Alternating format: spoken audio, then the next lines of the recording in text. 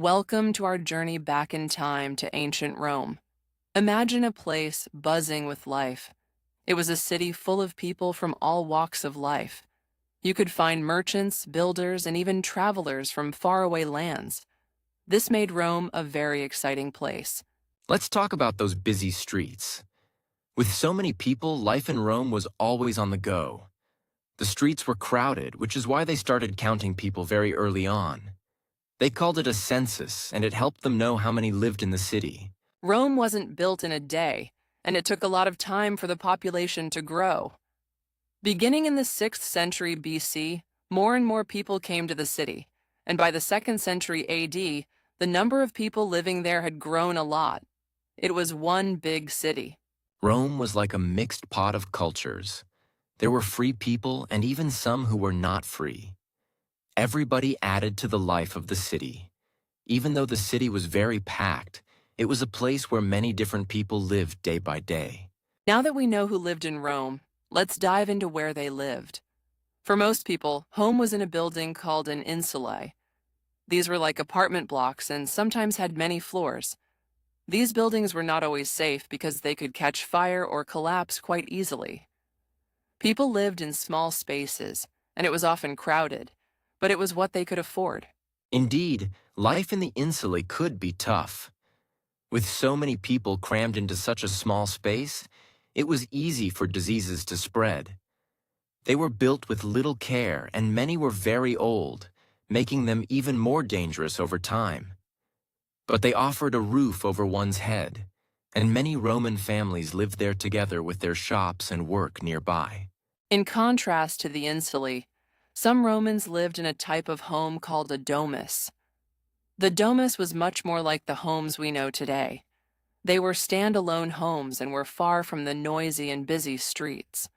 These homes were spacious, had beautiful gardens, and were built with much more care.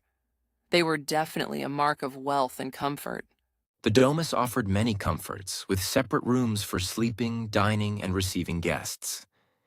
They had a kitchen, and the richer ones even had private baths. These homes were located in quieter and safer areas, away from the floods and crowds. While not everyone could afford a domus, they represented the dream of a quieter and more comfortable life for many Romans. Now that we've explored Roman homes, let's talk about how Romans stayed clean. Public baths, called thermae, were very popular in ancient Rome. Everyone from slaves to rich people visited these baths. They were not just about getting clean. People also went there to meet others and do business while enjoying the hot and cold water pools. In these public baths, there were different rooms for bathing. Some had hot water pools, others had cold ones, and there were even steam rooms. It was a place for relaxing, but also for socializing. The baths had many rooms, each offering a different way to bathe and unwind. At first, men and women could use these baths together, but later, Emperor Hadrian decided to stop this practice. He said baths should be separate for men and women. Even with this change, people continued visiting them to meet friends and talk about business matters. The baths were a central part of social life in Rome. People not only cleaned themselves there, but they also made deals and exchanged news. These places helped to create a community feeling among the people. The baths became an important social hub in daily Roman life. Moving on from the bathhouses, let's dive into some of the unusual cleaning practices of ancient Rome. The fullers were the people who cleaned clothes in the city. They played a very important role for many Romans. Most families did not wash their own clothes, so they depended on the fullers to do it for them. It was a hard but necessary job in the city. One interesting thing the fullers did was use urine to clean clothes. You see, urine has something called ammonia in it, which is great for cleaning. Both animal and human urine were collected by the fullers. They would mix it with water in a big container and then step around in it to make sure the clothes got clean. It was an unusual but creative solution to make clothes bright. There was even a tax on urine. Emperor Vespasian decided it was a valuable item since it helped in washing clothes, so he started to collect money for it.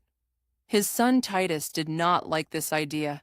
He thought it was strange to collect taxes on urine, but Vespasian showed him money from the tax and asked if it smelled bad. When Titus said no, Vespasian replied that it came from urine. This shows how practical the Romans were with their resources. They found ways to make use of things that others might ignore. By using urine, they were able to keep their clothes clean even without modern methods. The fuller's work might not sound pleasant, but it was helpful for every Roman household. It ensured that the city of Rome was able to be both resourceful and clean.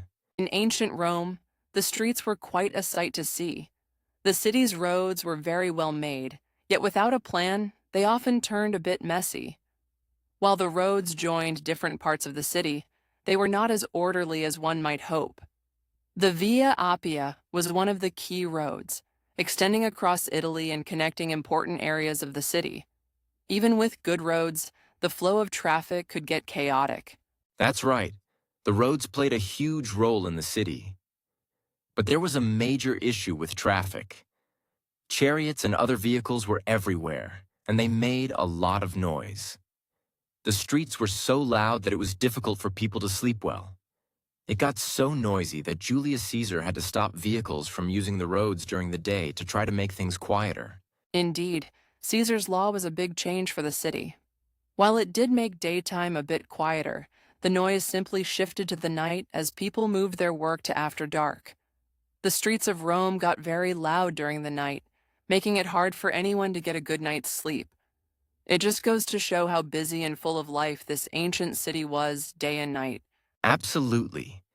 Rome was always bustling, and the roads were a big part of city life. Despite the noise and chaos, roads like the Via Appia were vital for connecting places and people across the empire. They were the backbone of Roman infrastructure and played an essential role in the daily existence of its people. While not perfect, they showed how advanced Roman engineering was for its time. Let's continue our Roman adventure by discussing entertainment in ancient Rome. The Colosseum was a famous place where people watched gladiator games. These games were not for the weak-hearted. They were very exciting but also very bloody. People loved them and would cheer loudly for their favorite fighters.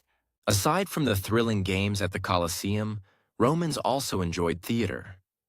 Theaters often had tiered seating, just like today, so everyone could see the performance. The shows were diverse and included plays, music, and sometimes even singing.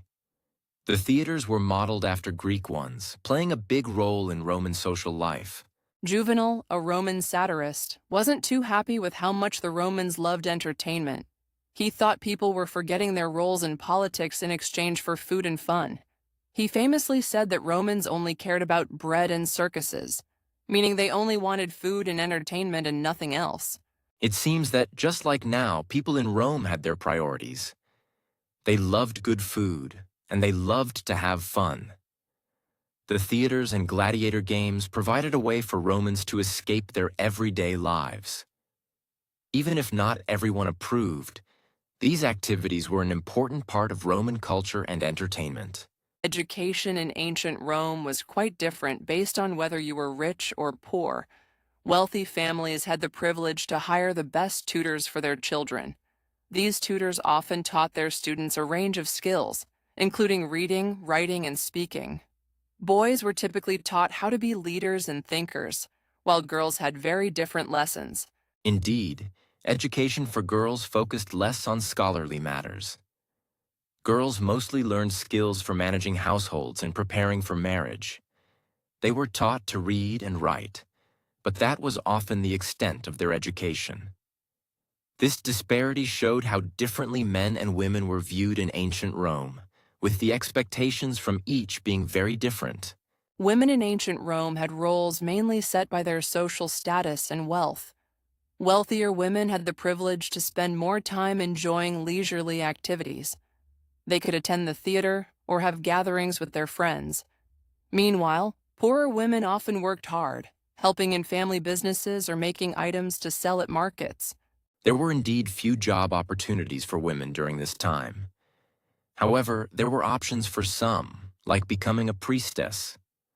Priestesses held significant roles in religious life, such as the Vestal Virgins, who dedicated themselves to the goddess Vesta. Despite societal limits, these roles allowed women a unique position in religious functions. Please don't forget to like and subscribe to our podcast. We'd love to hear your thoughts, so go ahead and leave a comment. Your support helps us bring more interesting stories about the past to life.